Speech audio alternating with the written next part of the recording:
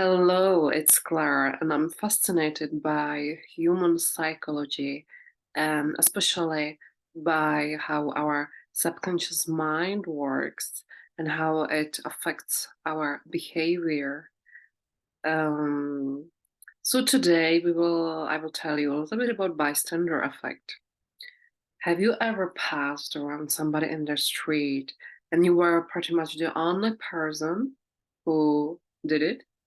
And others were just passing by, even though there's no real, like a direct explanation of why this person might be lying in the ground. Maybe it could be a tourist who just got drunk, but you might feel sometimes shocked by the unwillingness of people to give him or her a helping hand, right? So, why does this happen?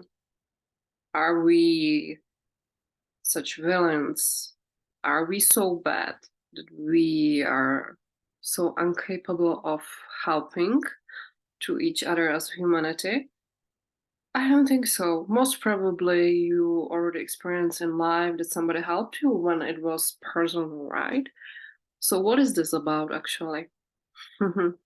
So as said, as explained, this is called bystander effect, which is defined as the inhibiting influence of the presence of others on a person's willingness to help someone in need. Basically, research has shown that even in an emergency, a bystander is less likely to extend help when he or she is in the real or imagined presence of others than when he or she is alone. What does it mean? So basically, the more people are present around, the less is probability that one of them will help. Why? This is explained through diffusion of responsibility, right? Because when there are many witnesses, when there are many people present, everybody expects that the other person will help. Yeah?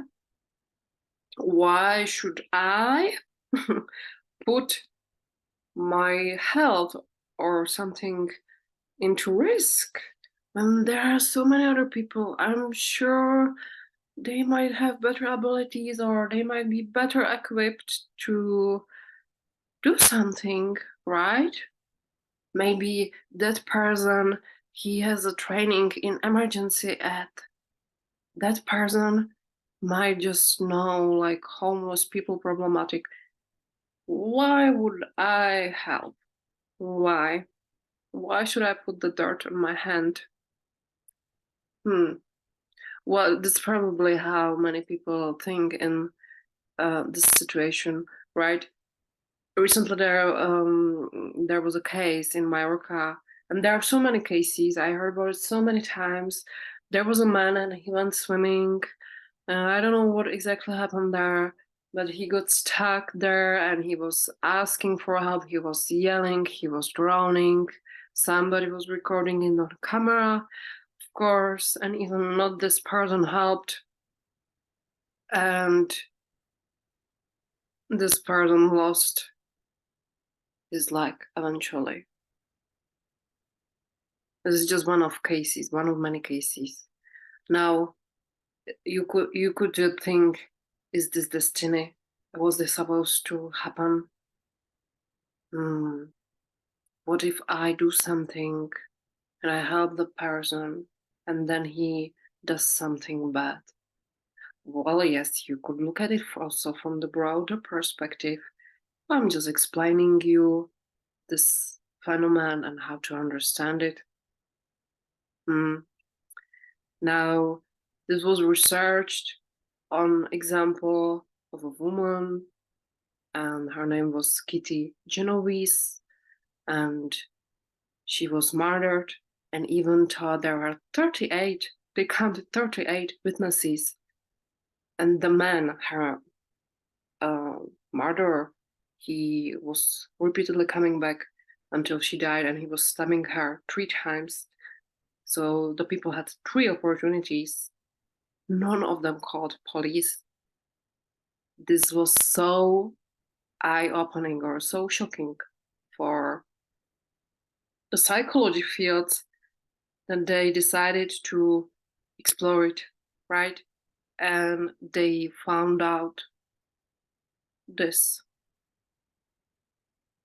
which they call bystander effect and diffusion of responsibility. Well, it's up to you how you will deal with this knowledge. But I always consider things that I know about as part of my personal responsibility.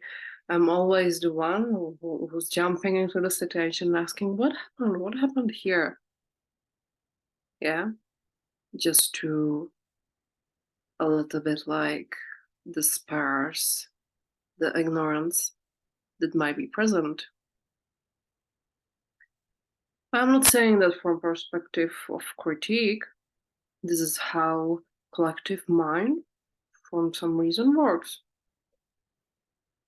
So do your best with this knowledge. See you in another video.